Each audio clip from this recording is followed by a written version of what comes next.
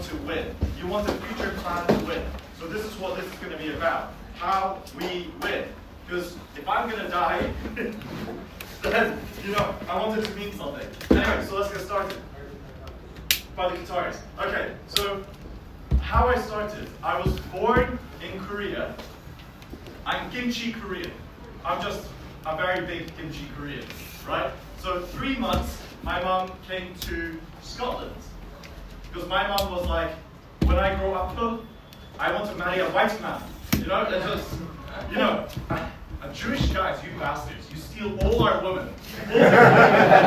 We have, Also, yeah, exactly. We have the lowest birth rate in the world, South Korea. I don't know why I'm pointing to this. We have 0.65 birth rate. No, we were worse in Japan. We were the worst in the world. 0.65. That's how unattractive we are to our own women. Okay? But when a Jewish man comes along, oh, they have a party. So, now turn it. So we are going extinct by 2750. By 2750, 700 years, we're going to be gone, completely gone. But that tall dude right there is going to go to Korea because he has yellow fever. He has yellow fever, and he wants to go to Asia, and he will repopulate Korea. So this is important. Why? Because, well, like all of us, we prioritize children. We prioritize life, right? And the reason we don't have children is because we want to give the best life to our children. Okay? Now, this is very different from another group of people who have a fuck ton of babies. They have a huge ton, so many babies. Why? Because Islam prioritizes, they weaponize, not bullets and bombs, because they cannot win. They cannot win. But where they can win is by having a shit ton of babies. Right? So my theory is, look,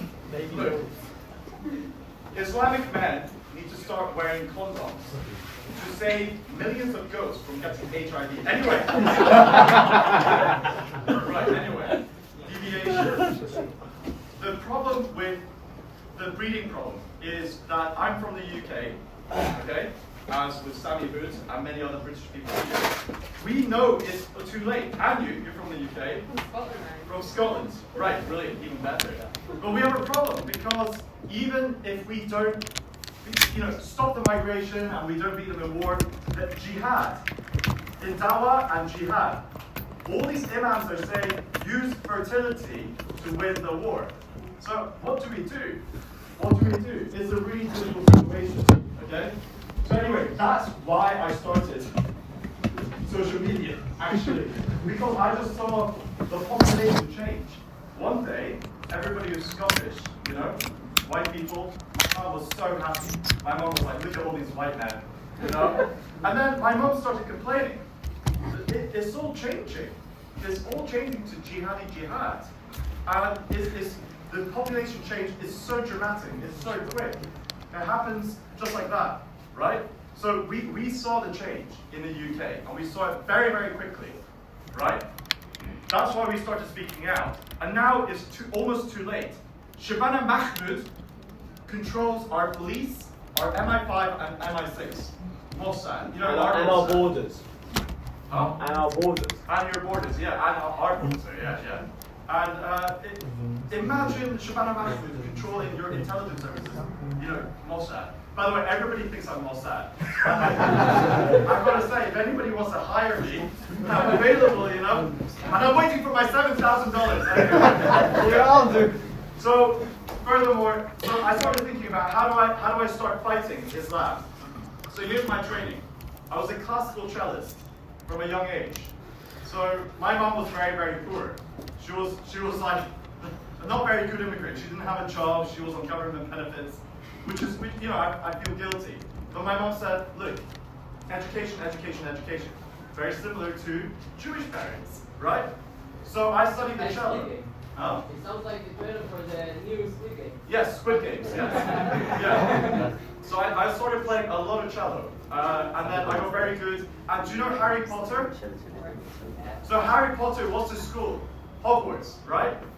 J.K. Rowling's from Edinburgh, Scotland. I went to Hogwarts, the same school. That's what it's based on. That's where I was a musician. So it was about $1 million in, scholarship money. So it's a lot more than $7,000. Scotland already gave me a lot. But I felt like a deep sense of responsibility to Scotland to try and give back. So I grew up as a classical musician, and then I went to Royal College of Music, and then I went into law school. We dominate in music. What else? Samsung, LG, Hyundai, Kia. Have you heard of Toshiba anymore? Toshiba, what's Toshiba? Mitsubishi? Yeah, Mitsubishi TVs. We beat them, right? They were Japan. An empire. And to be honest, what they did to the Koreans, yeah, they fucked us for a very, very long time. Okay, it's just simple. Anyway, but we beat them with communications, and now the entire world is watching K-pop, K-movies, skincare, plastic surgeries. What else? Everybody knows we're hung like chipmunks now. So anyway, so we know how to do media domination. So that's what I was trained in, and I want to teach everything I know to young Israeli creators, or young or old, everybody, because I believe that if you have communications, you're gonna do well. Okay? So here's the thing. Right now we are at war. The whole world, the UK, Europe, Asia. Nobody likes Islam. Nobody. Who likes Islam across the world? Apart from left wingers. Okay, yeah. No, but even left wing, they always change their mind. Left wing just meant you're pro, gay marriage is okay, that abortion is okay, women's rights, blah blah blah. Those used to be left wing principles. Yeah. Yeah, exactly. They like Yeah. People who don't understand how dangerous things can get, like Islam, okay? Privileged people. It's called, I think it's called the privilege paradox or something. The more privileged you are, the more in a bubble you are, then you have no idea. But if you have suffered, then you know, okay? So anyway, the whole world, Asia, Europe, we're all against Islam. So how do we unite the world against Islam? I think it's quite simple.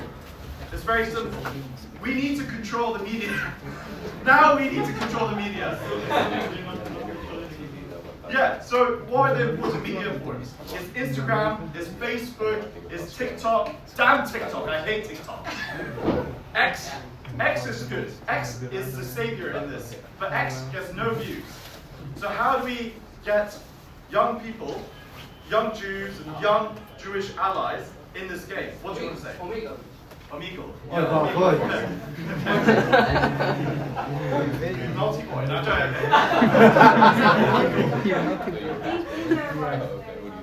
yeah, you said Tinder works. Or what are you doing on Tinder? Tinder Swindler is Israeli. Everybody, look, if you're single, you want to stand up? Look, she's on Tinder. Not here. Okay, you're not on Tinder here. Why are you on Tinder? When I'm bored. Yeah, but what do you do on Tinder? So on Tinder, it's people, and when I'm bored, Yeah. So you just like to meet people, not to change minds and that kind of stuff. no, I change my mind immediately. Okay. She's on Tinder, everybody. Anyway, they're just good. You guys need to have lots of babies. Guys, do me a favor, can we move back a little bit? 10 steps, we get 21 minutes. Oh, it's get it.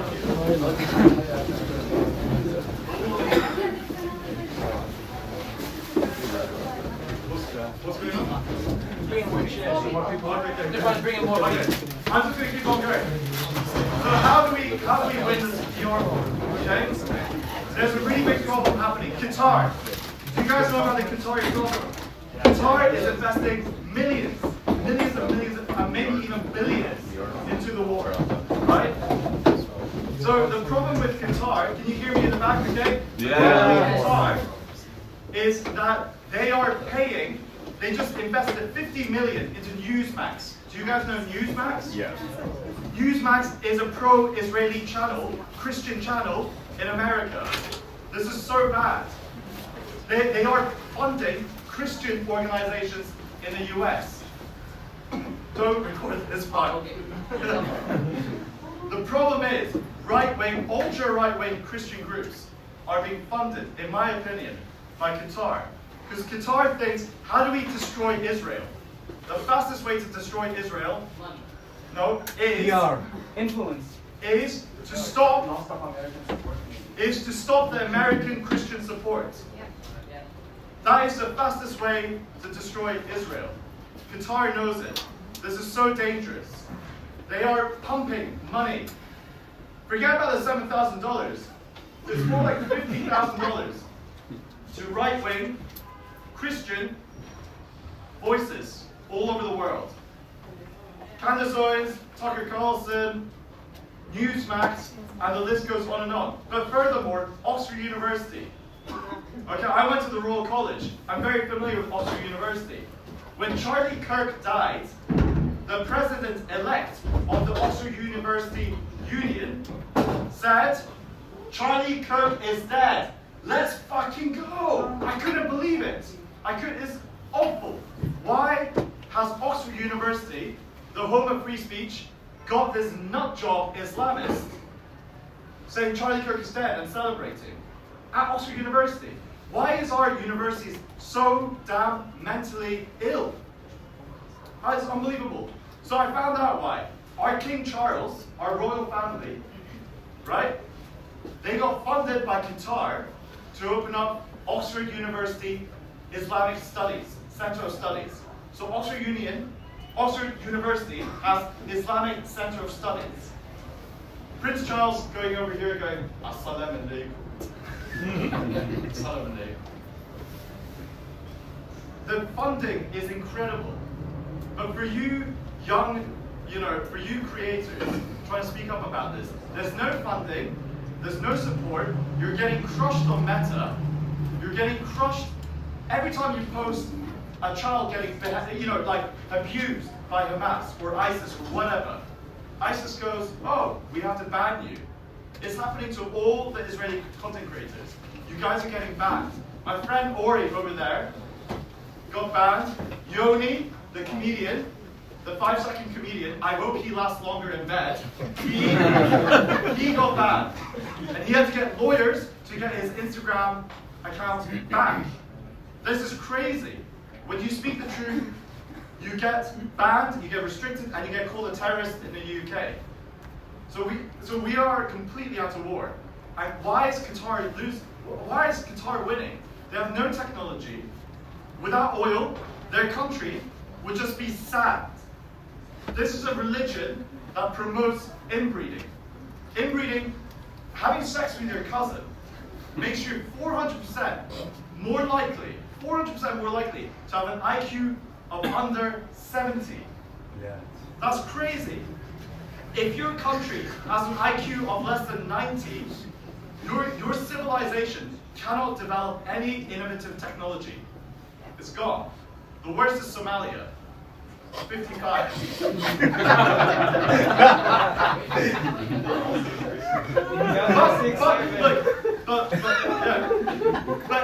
Look, all the Islamic countries, their IQ has now, because of Islam, dropped so low that when you argue, there's no point in arguing sometimes.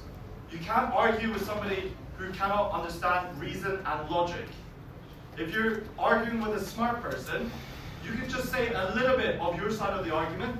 They will analyze, they will think ahead, and they go, you know what, I've thought of everything that you want to say, and I agree, or I disagree because of this X, Y, and Z. But with them, you're just going to go, they're just going to spontaneously combust, randomly. They explode sometimes. Not just with anger. Anyway, so there's an inbreeding problem. And this is a really big problem. Inbreeding is a massive problem. Because every generation, the inbreeding gets exponentially worse. Do you know that? So the next generation will be a lot worse than this generation. Can you imagine? That's why the next generation of Hamas, ISIS, terrorists they're going to be a lot worse. And in the UK, 65% of British Pakistanis are inbred. This is a study done by the NHS, our government-funded, our leftist government-funded study. 65% are inbred. This is such a huge problem. How do we? It just shows you how we cannot live side by side. Okay? So what do we do? Well, yeah, she just so you know, she said kill them. And that's not me. But look, my solution is this. My solution is this. Passports have to be removed at some point. Child grooming gangs. We're talking about child traffickers, people who use children for sex. In the UK, 90% of the gangs are done by Pakistani Muslims. Pakistani Muslims are responsible for 90%. If I heard that 90% of Koreans were responsible for child grooming gangs, my response is not, well, it's not all the Koreans. It's not all Koreans. I'm not like that. You know? I'd be thinking, holy shit, 90%. Even if it was 20, even if it was 5%, I'd be thinking, shit, what is happening to our culture? I take responsibility, right? It's kind of like Jews, you know, like something, a bad Jew does something like Soros, then every Jew gets absolutely screwed, right? But it's the same. In any small nation, we feel proud to represent all our people. I speak for a lot of Koreans, and I just have to take that responsibility. As Jewish people, I think you feel the same. So what do we have to do next? Information war is everything. You have allies. You have very strong allies. Everybody with an IQ of over 80 are your allies, I believe. Right? China, we turn mosques into public toilets. Public toilets. I'm not kidding. They turn it into like nightclubs. They have a great time. They also use their organs. Yeah, they also use. Yeah, there's a lot of shit about China that I don't want to go into. I may look Chinese, but we're a little bit different. Okay. Anyway, but for the purposes of Islam, China, oh yes, China's our friend. But also, we have a bigger problem. America. America is a great country with, I think, they've got the right leadership. Even if you don't like Trump, I think it's the right leadership that the Jewish people need right now. But there's a problem. Qatar just bought Trump an Air Force One plane. There's going to be a Qatari military base built in America, Idaho. Why? Why is this happening? Do you know why it's happening? It's because they believe, and they're saying America first, okay? America first. What does this mean? Taking money from everywhere. As long as America gets richer, who cares? But Israel, you're going to have to prepare for something very dangerous coming up, which is there a possibility, unfortunately, is there a possibility, just like the UK, Britain, we were your allies, you know? The accords that made Israel, you know, British and the West, but is there going to be a world where the UK has become anti-Semitic? Dennis Prager from PragerU said all Jews must leave the UK. He said all Jews must leave the UK because the UK has become an anti-Semitic place. It's not safe. It's no longer safe for Jews. It's true. A synagogue, people were killed. And what do we do about it? It was a guy who was released as a criminal. We knew he was a criminal, but he was on the streets and he killed Jewish people on British land. And it's happening too often. You've lost Britain. You've lost a lot of Europe. France is, you know, they're always doing something stupid.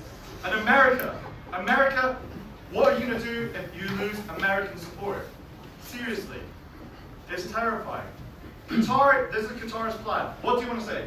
What are we supposed to do about the opposite end of the spectrum? Yes, we have a lot of the people on the left that want equality for Islam, but what about the people on the right who are like, we only want America first and like, you know, stop funding it? Because there's like two sides that are closing in now. Yeah.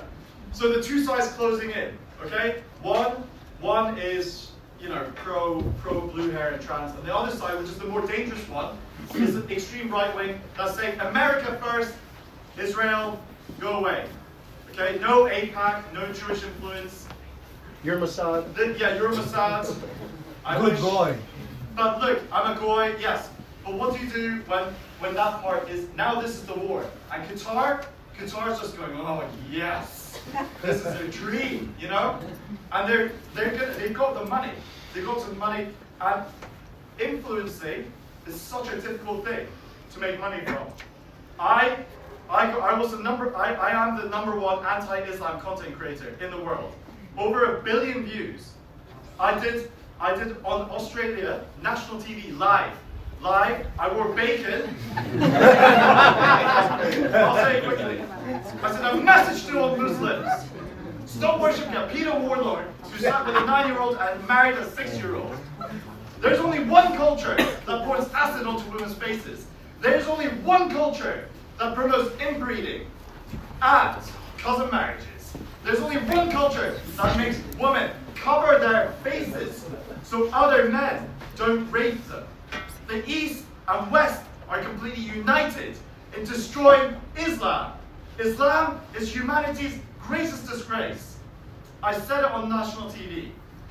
Okay?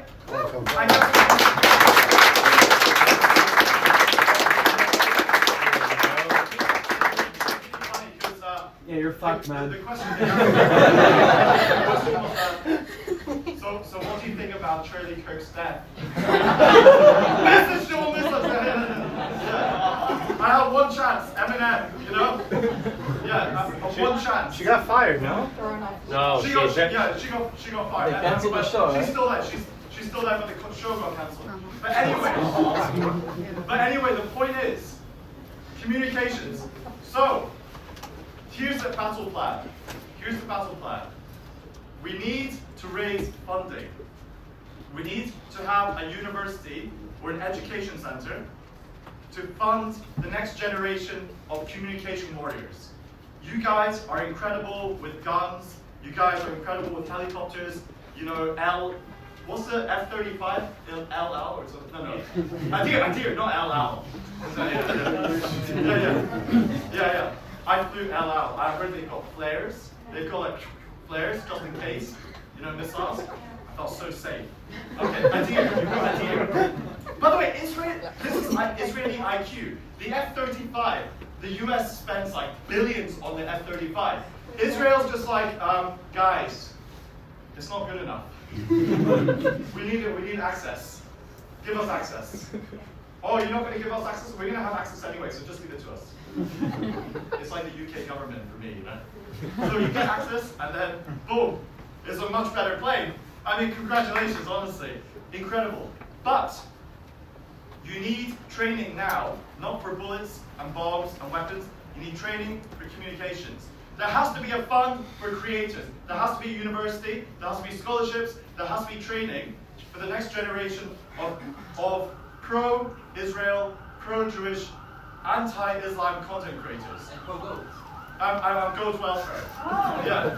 So I am raising money for Leave the Ghost Alone University. Leave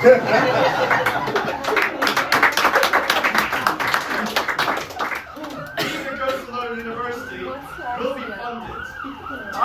People keep asking me, how long will you stay in Israel? My answer is, I will stay here as long as it takes. I want to live here forever. Give me a passport. She's on Tinder. I said she's on Tinder. Oh, yeah, exactly. Oh, wait, 2 seconds. Nice. Okay, so Leave the Ghost Alone University, I will dedicate to rebuilding this. I will have content creators from all around the world give their best advice. We need comedians, because you guys need to be entertaining. You can't just be sad. There has to be hope for the future. Young people need to have fun, and they need to have hope for the future. Humor is the best way to reach a big audience, right? I'm sorry guys, I just checked my trousers just in case I didn't go through there. We say it's called flying low. Because you know the zip, in the UK we call it a fly, so we say flying low. Anyway, so funding. You guys need funding. Why is there no funding for content creators and the next level of media? In war, there's a kinetic war, which means the physical war. But there's always been the information war. That is war, right? World War II, it was an information war. And it went very badly wrong. So we must fight the information war. So whenever I meet government, I will be talking about the information war. What do you want to say? So I've been on the front lines of this PR war. Oh, right, okay. Yeah, so I might be talking shit. Yeah. No. Everything you're saying is 100% right. So stand up and talk. Just speak loudly. Sure. So he's 44, so yeah. you know. So I have a media agency that supports pro-Israel creators. So I'm very much in this world, and I get pitched every single idea under the sun as to how to solve the PR war. And the thing that I think people keep on missing, because everybody has thought of your idea, no offense, of like, oh, let's create a fund and let's get content creators. What happens to that fund and what happens to those content creators? They become labeled as pro-Israel, or they become in their own echo chamber. Yeah. And what I keep on asking, what I keep on trying to figure out, actually I have an idea, but what I keep on challenging people is, how do we reach outside of the echo chamber? How do we influence without just us doing it on our own? How do we create the mechanism for distribution that happens outside of what we're going to do right here in our backyard?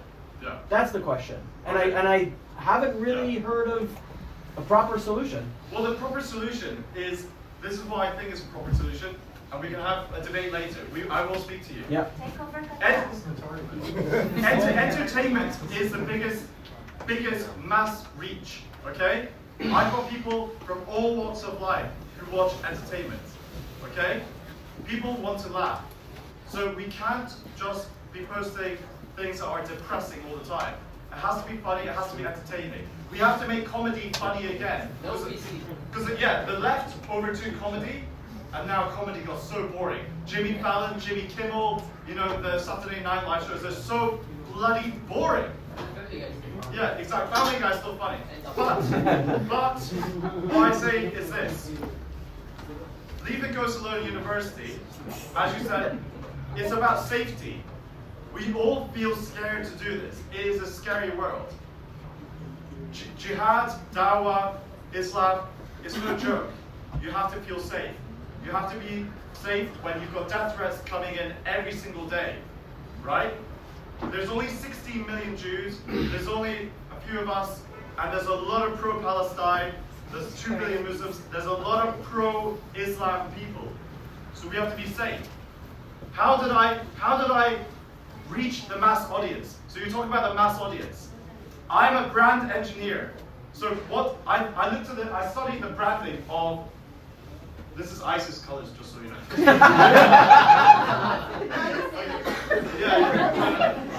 No, anyway. So I looked at Islam, and I saw the brand, and I said, what are the 2 worst things about humanity? What does everybody hate? Everybody hates child pedophilia. Everybody. Apart from Islam. Everybody hates sex with animals. Apart from Islam. Everybody hates Islam. That's just a thing. So I just thought, this is perfect. This is so easy. So I coined 2 things. I said, Muhammad is a pedophile. Simple. Boom. Everybody now knows Hadith 5134. That's the Hadith that says he slept with Aisha at 9, married her at 6. Number 2.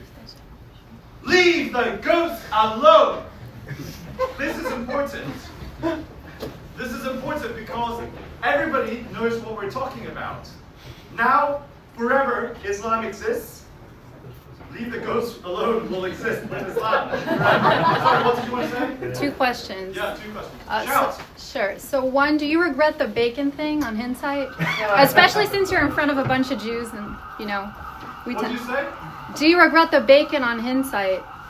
Do I worry about Regret the bacon. The bacon Regret the layer. bacon. The bacon. Regret the It's bacon? immunity from Yeah. Muslims. No, because I got the idea of bacon from hearing an IDF guy dipping bullets into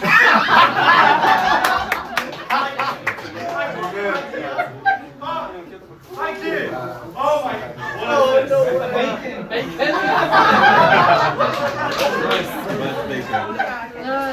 No. Wait, second question though. What's your second question? So wait, I wanna catch you wearing bacon. Look, the bacon was your idea, 100%. Oh, it's part of a hat. No, it's bacon. Yeah. What's the rate?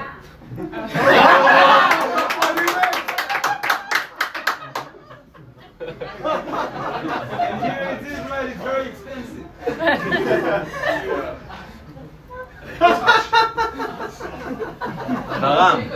Yeah. Don't touch, otherwise you're going to turn into a habibi, you know? So,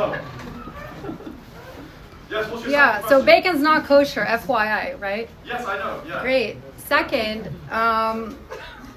what do you think about the issue of you coming across as like anti-Muslims in general? Like, So- what about the so-called regular moderate Muslims that aren't necessarily jihadist or pro-Palestine? You're kind of perhaps excluding them from the conversation by, generalizing Islam and all Muslims. Great question. So how do I deal with moderate Muslims? Okay? Have I ever had a bad experience with Muslims? No. To be honest, I call them. Whenever they send me a death threat, I love to call them. And I call them because I want to have a conversation. I want to understand how they think. And do you know what I tell them? 99% of the time, we become friends. Do I have anything in my notes? No, okay. We become friends because I tell them this. I love Middle Eastern history and culture. I love it. Babylonians, Hittites, Phoenicians, incredible. I grew up wanting to see the Hanging Gardens of Babylon, the Library of Alexandria. These are amazing things. They have incredible civilization and culture before 720 Islam. Okay? So to the moderate Muslims, I always say this. Muslims are peaceful people despite Islam, not because of Islam. It's very simple. Humans, they're just nice people in general. A bad system makes them evil. So to the moderate Muslims, I always try to have a conversation. I am a Muslim, by the way. Do you know this? You know, because I studied Arabic. You can tell. I said, Ashhadu ilaha illallah wa ashhadu anna Muhammadan Rasulullah. If you say it 3 times, you become Muslim. So I accidentally became Muslim. Once you go black, you never go back. Bullshit. Once you go Muslim, you never go back. For Syria, Jordan, Lebanon, Egypt, Iran, they were never Muslim countries. They were Coptic Christians, they were Jews, they were Zoroastrians, they had much diversity, they had a lot of languages. There's so much diversity. Islam culturally genocided the Middle Eastern people. That's a fact. If Middle Eastern and Mediterranean people remember their culture, they will remember that a lot of their ancestry was Jewish or Christian or Zoroastrian. They had different languages. Now everything is Islamic or they speak one language, Arabic. Okay? So they experience cultural genocide. I've got something very interesting. If you go to Jerusalem, which I have been, when you go to Jerusalem, what does it look like? Everything is very old, everything is original. Can you build a 7-Eleven or a Ben & Jerry's or McDonald's in a holy site? No, you cannot do this. You cannot build a McDonald's in Jerusalem holy site. Because your Torah says, here's the Temple of David, here's the Pantheon of Heroes, here are the ancient sites, and then architectural people dig it up, and they're like, wow, it's true. There it is. It proves the Torah. But for the Quran, if you go to Mecca in Saudi Arabia, what all the Muslims are bowing towards. Oh shit. Help me. Okay, is it good? Right. When you go to Mecca, you go to the black box. You know the Kaaba? The black box, where they all circle around.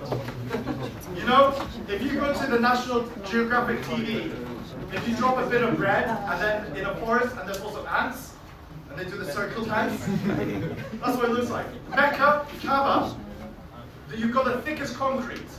The thickest concrete from here to there. Everything is modern. Skyscrapers, huge buildings, everything is modern. Why? There's no archaeological digging. Why? Because they are hiding that Prophet Muhammad, this bullshit that he went to Mecca, all the mosques, they're supposed to face towards Mecca, right? There's a theory that the old mosques face not towards Mecca, but they face towards Jordan, Petra. Did you guys know this? That's why they don't want you to dig. They're hiding the evidence. What Prophet Muhammad said, this is the holy place, Mecca. Go around the Kaaba, do the ant dance. It's bullshit. Everything he says in the Quran can be disproven. If we dig near Mecca, if we dig in Saudi Arabia, you'll find that you will see the evidence that everything said in the Quran is bullshit. It's a lie. That's why they do not allow any of us to go there to dig. That's why they cover for their own people with concrete, so nobody can dig. They are so scared. They are so scared. One day, I believe, Islam will be disproven. Just let us dig. And that's what you guys need to do. Somehow, we need to get to Mecca. Somehow, we need to be able to archaeologically dig the sites. And you will see that the Quran is fake. Finished. Okay? This is my final thing. I just want to say thank you very much to the Jewish people. I don't know very much, but I had a few Shabbats, and there was Jewish kibbutz and Jewish Shabbats. I didn't know there's 5 courses. So after the first 2 courses, I'm quite full, but there's 3, 4, 5, okay? I love the fish, gefilte fish and everything. But, I say this, I can't imagine as a Korean that you were kicked out in 70 AD. 70 AD, over 2,000 years ago, kicked out of Israel. And then you've got the Ashkenazi, you've got the Sephardic, Israeli, whatever, everywhere. And for 2,000 years, you don't really meet. There's no WhatsApp, Telegram, or Facebook. And then after 2,000 years, you get Israel back. And you guys all meet up. And you're like, huh, like we still understand each other. Shabbat, kosher, it's like the language is a little bit different, the food is a little bit different. The Ashkenazis are going to the Sephardics and going, you had spices? Right? But like it's amazing, after 2,000 years, that you kept your culture. That's so beautiful. When you're crushed, when you've gone through everything. So I don't think that the culture of Jewish people will ever disappear, because it's the most powerful culture that I can think of. 3,200 years worth of history. So I have to say, this is amazing, and it's an honor to be around you guys. So thank you very much.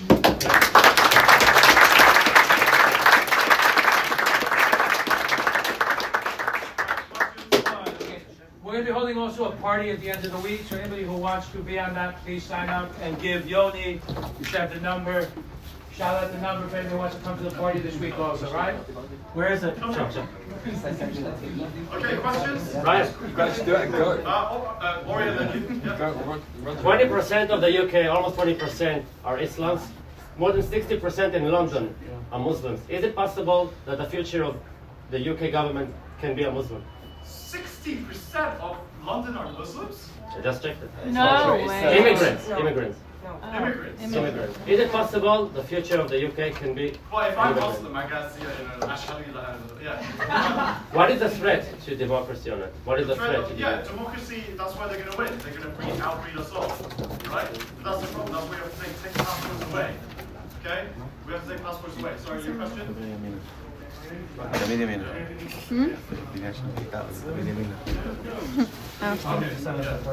No pun intended. Yeah. It's all recorded.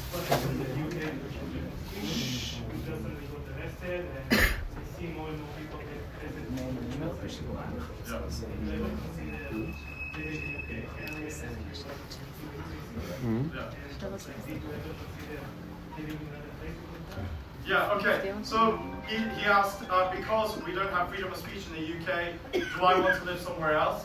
And the answer is, Let me yeah. Okay, yeah. When you say, okay, give up on the country. No, yeah. I did my best, but it became dangerous.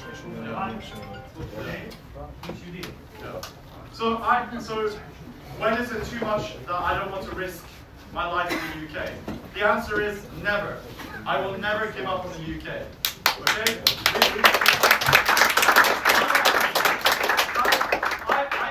I went back. I lived in Australia and America. I went back to the UK a week ago because I thought I was going to go to jail for 2 years, roughly. So I was going to say goodbye for 2 years. In fact, I'm going to take a break, For 2 years, I was going to go to jail. I'm willing to do this. I did this because I wanted to change the law. I want to have a difference to my country. Why? Because if it wasn't for the UK, I would be speaking Japanese. 37,000 American soldiers died to save my country, Korean War. Right? Israel was involved in a peace negotiations. 1,000 British soldiers died to save my country. I have to be willing to go to jail for 2 years. This is nothing, right? This is nothing. This is the minimum I can do for my country. You guys are all willing to die for your country. This is what our countries used to be like. Now the UK, the reason the UK has fallen is because people are not willing to die or fight for their country. Evil reigns when good people do nothing. So your question? Yeah. Sorry. Thank you. Yeah. I was gonna ask. There's obviously a huge deterrent to becoming an influencer. Like Sammy was attacked in England, and hopefully nothing ever bad happens to you. But if you were to walk around England right now, if you weren't detained at the airport, there's a risk that you're taking because people who are radical Islamics are dangerous. They will actually attack you. So what would you say is like a good middle ground? If you want to be a good influencer and have a large reach, you're going to piss off a lot of them, and there's a chance you might get attacked. So how would you grapple with that? Like, yeah, Sammy, come here. Sammy, you can answer this. Come here. Sammy, you can everybody.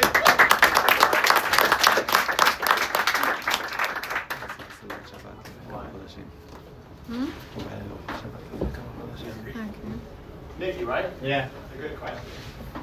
You can see the back of my shirt. It's peace through strength.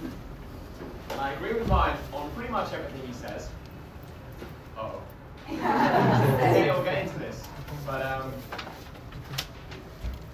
we can't explain our way out of a war. We need the Hasbara. We need the media strength and the strong moral compass, which we have totally lost. You can't define good or evil. You can't even speak with your partner about something that's been bothering you. So if you're worried about being attacked, then if you're being attacked, then you're doing the right thing. Then you're doing good work. So I'd say get stronger, be courageous, and stand by what you believe in. Can I ask you a question?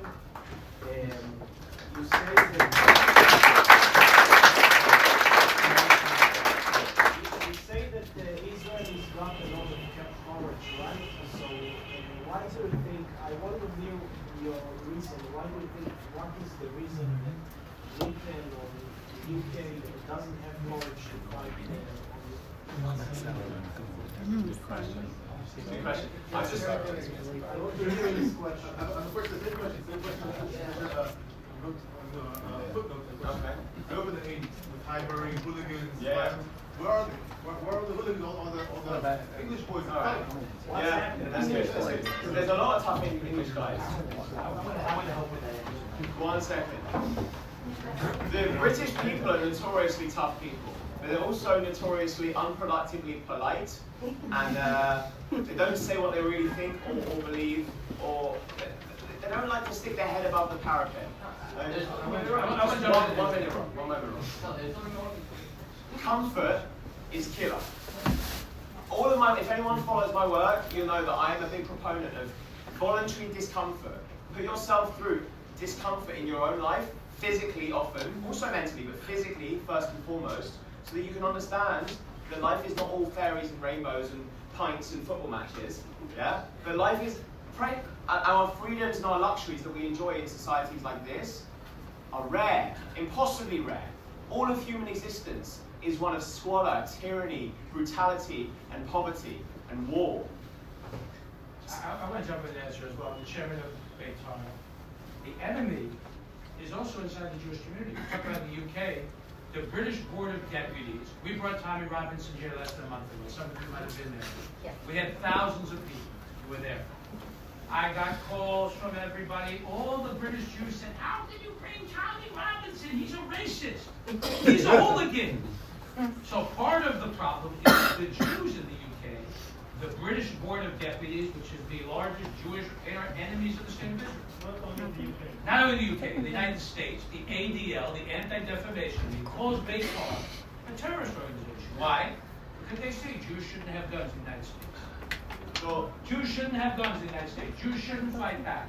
So you have Jewish leadership in the diaspora talking about don't fight back, don't challenge the Islamists. Remember, these are the same people who brought this concept of Islamophobia to the UK. The Jewish liberals in the diaspora are also part of the problem, not just in the UK, in America and all over the world as well. If I may add to that, the Jews are supposed to be the Or L'Goyim, the light unto the nation. They're supposed to set the example. The diaspora sets the example for exactly how Western society has gone wrong. We've become comfortable, ungrateful, and we become comfortable, ungrateful, and we feel as though we've evolved past the uncomfortable. We feel as though we've evolved past the need for discomfort. We feel as though we can litigate our way out of situations. We pay for our security guards. And you ask about these hooligans, where are they gone? How do you think fascism, real fascism, was stopped in Britain and America before the 21st century? Guaranteed consequences. We live in societies now where people act with impunity. Doesn't matter what evil they spew or they commit on the streets of London or New York, they act with no responsibility. And there's a reason for that. It's because there's no courageous people who stand up for their morals. And it's because we've got too comfortable. We have, first of all, to break our comfort zone, we have to give ourselves perspective. I went to places like Egypt and Mexico and Jordan and solo traveled, and I realized in Egypt that people have zero freedom of speech. People are afraid of their own siblings snitching on them and then going to prison and never being seen again in Egypt. In Mexico, people are happy with so little. Like, you see them with immense poverty, but they still celebrate a festival every other week. These people are so happy. So I gain perspective. Once you have perspective, you can have gratitude, because you understand that everything around you is not, you can't take it for granted. Nothing is taken for granted in Israel, which is why there's so much courage here, because we are constantly reminded that our lives are precious and that the people around us want to kill us. And we're Middle Eastern, so we get the Middle Eastern mindset. We understand that shit isn't all fairies and rainbows, like it is in the West. Please. You're making a really good point about how we got comfortable, but a big part of why people are so comfortable is because of their algorithms not challenging them. And I think that it's really interesting that is not being discussed as a solution at all, that like there needs to be a breaking of the algorithms and for funds to be used in that capacity, but also like there needs to be a breaking of how funds are generated to begin with. Like I think that if God is involved in any of this mess, I think it's to get us to stop relying on fossil fuels. I think it's to get us to start thinking about the alternative sources of energy and to start generating them ourselves within cultures that are actually normal, and to take ownership of that resource. That needs to be heard. Sorry. Well done, by the way.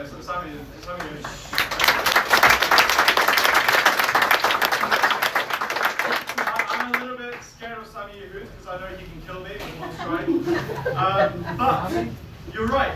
We need to change the algorithms in Facebook. They're killing us. I mean, do you understand that? How bad it is for imams? They're going, Hamdana stoned this woman for not marrying her brother. Millions of views, lots of followers. Sami, how many views are you on? 11 million, but how many followers? This guy should have over 1 million followers, easily. He should. What he's gone through, he sacrificed his own physical welfare. They don't have to do that, but they have millions of followers, pro-Palestinians. They get millions of followers, and huge amounts of views. The algorithm of Facebook is all targeting and benefiting the pro-Palestinian people. That is crazy. That is nuts. That has to stop. Yeah. I think we need to change the legal status of Islam because it's not a religion. It's an ideology. Yeah. It's discussed as religion. Yeah, exactly. It's protected. But what we can do now is...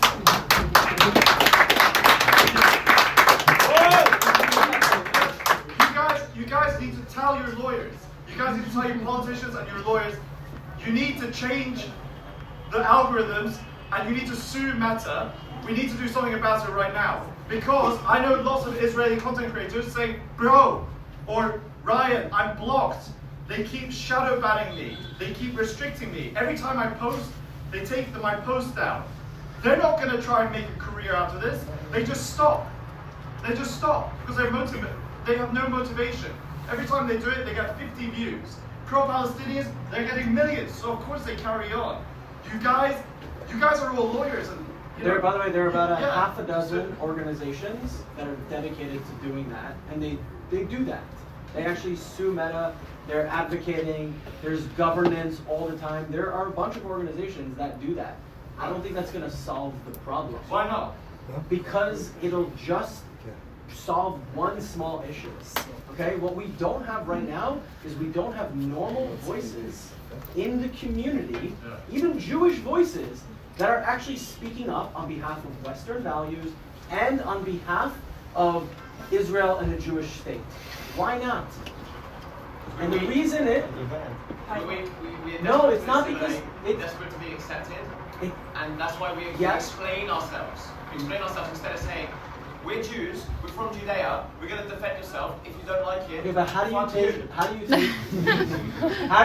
all right, so we love to complain about it, but how do we take the weakness that they have and turn that into strength? Okay, look, if you have a solution for suing Meta and these organizations, then great, I'll speak to you. Let's do 3 last questions here. Yeah. It's not really a question, I just wanted to add something that you said, because you were saying about content, how Israeli or Jewish creators, they post something, and for example, I'm a content creator myself, and I was trying to do asbara and just standing there and talking to the camera, and they got maybe 50 views, you know, and then I was thinking to myself, I'm doing 10, 20 videos, nothing's changing.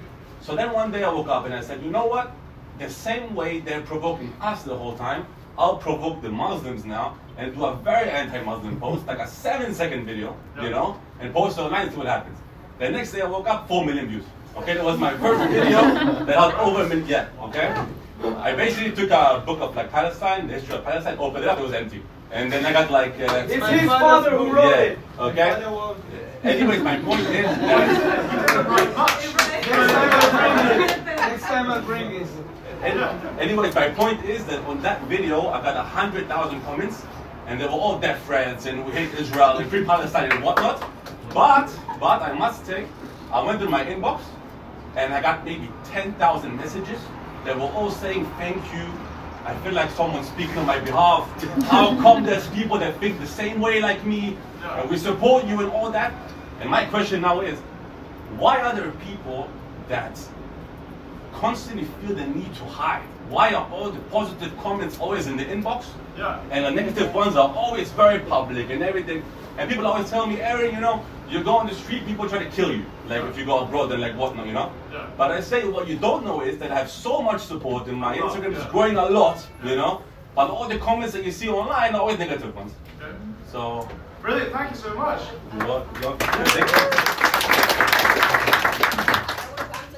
Yeah. I'm from Germany. Yeah.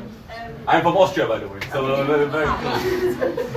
One of you looks like you're from their country. Look like Turkish, brother. No, he looks more German than her these days.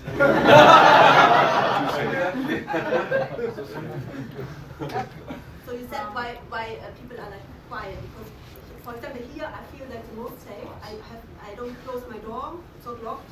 And that's here I just leave it. What's your address? But in Germany I'm afraid. I'm afraid in Berlin. We have 400k Palestinians in Berlin, the highest diaspora. And people don't, yes, No, the point is that people don't, I have the same thing that people say, when I'm going to Israel, I really like always like in the back, like not openly, but it's not policemen. I think in general it's also something like you should target here for you with your police people in Germany. They are like sub-Israel fans. Everyone actually with some kind of military training is like in the shadows like an Israeli fan. But the problem is we have almost as many free speech problems like the UK. I think they have 15k per year who got in prison for freedom of speech. We have like 5,000. So people are afraid to speak up because the police come to your house and take the computer. Okay. If I can just respond with one sentence, I think that is exactly the problem, because why should you, as you're German, right? Yes. Why should you be scared in your own country instead of speaking up and maybe inspiring so many more people around you to speak up for a big change? Germans, you guys are used to authoritarian regimes. Yeah. I have a brief 2 questions that I feel are very important to the heart of this matter. Number 1, how do we inspire the rational people who are generally not interested in politics to listen to us and not believe the bullshit pro-Palestinian stuff that they see everywhere, even if they don't care? Like, how do we get them to actually take us seriously, number 1? And number 2, this is a question for everyone too, so anyone who wants to answer, please speak up. Like, I want to wear my flag of America and support President Trump. I love what he's doing and how he released the hostages and everything, but now we're seeing him get kind of towed away to Qatar and Turkey and Egypt. Yes. But I love the American values and the values that Israel has and the values that you have, and It's so bloody easy. Make it so that they can get followers by criticizing Islam. Make it so they can get followers by being pro-Israel. Make it easy on the economic side. So if you have your organizations, tell them to start working their asses off. Come on. Because online, if you're getting 4 million followers, believe me, if you're a pro-Palestine, pro-Hamas little guy, but then you get 4 million followers celebrating Shabbat and saying how amazing Shabbat is, right? Right. Then they'll probably think, I should do this. Because people, we're sheep. Yeah. And that's just a fact of it. Everything comes down to money and economics, right? That's why China and America, we have similar values. Because we, Chinese, I'm Korean, China does not have a religion. We have no strong faith. Maybe Buddhism. We worship the booty. Sorry. Yeah, but we are not even communists. We just love money. We love money and power. Okay? That is simply it.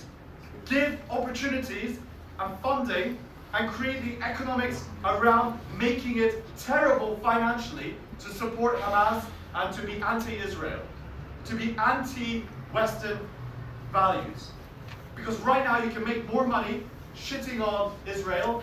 You make so much money saying Jews are evil. You make so much money saying that, oh my God, like, just, the brainwash bullshit. It just makes me so angry. Simple. Sammy, you want to say something? You know why I love Ryan? It's not paying me to say this. There's no, like I said, there's no money in this yet. It's only a game for yes. You know why I love Ryan? Because everyone in here knows the phrase, like, if you don't laugh, you'll cry. As Jews, we're pretty good at both. Yeah, we've done our fair share of crying, but also we're the best comedians out there. Yeah, there's a reason for it, because it's a coping mechanism. And the situation in Britain and in Europe and in society is pretty dire right now. Yeah, I won't go back to Britain. I'm not as foolish as this guy. I'm not going. I don't want to find out about being arrested out there. No, thank you. Oh, yeah, we need to be laughing because there's a reason comedy is so popular. Comedy is funny because it's usually based in the truth. Yeah, we have a duty to be able to get the message across. It's actually probably one of the best ways to get a message across to people.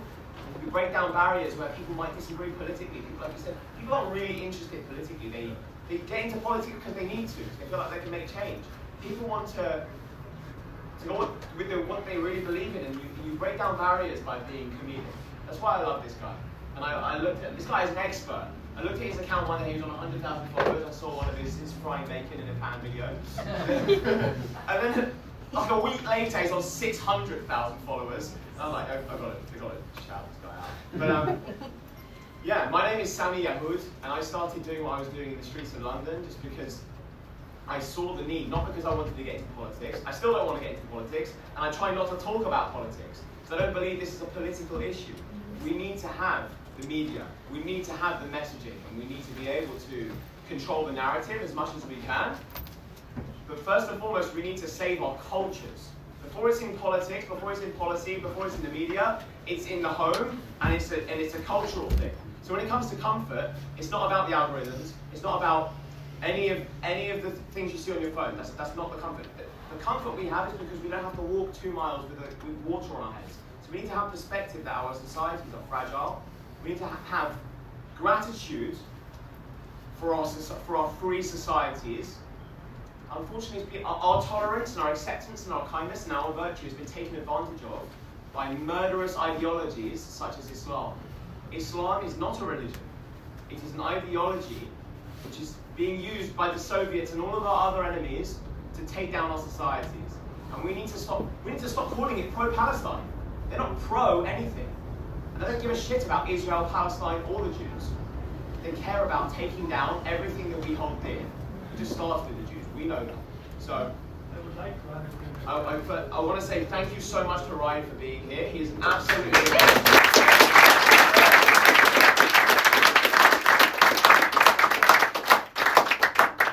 We need to laugh more.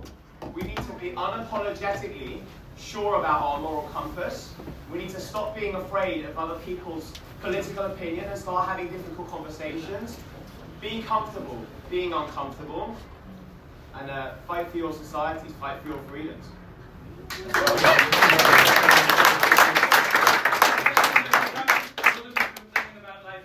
Who have Jewish families join Betar. We're fighting in the streets of many of these cities. So we need Jews to stand when synagogues are being attacked. Our people are there in many of these cities. Please join us. And here in Israel, we continue to have many events. So we were at Tommy Robbins a few weeks ago. We have another party coming up this week. So if Yoni, give Yoni your email and number, please. And here as well, right? Both of us. So the goat party. Party this week. And It could be a goat. Thank you.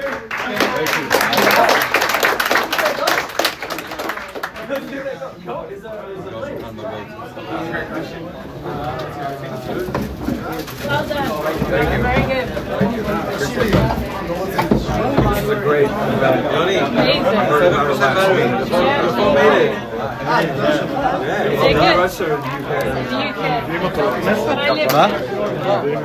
לא נראה לי. אפשר תספורת? מה? אפשר תספורת? למה? זה לא? מה? זה לא? מי? האיש התספורת.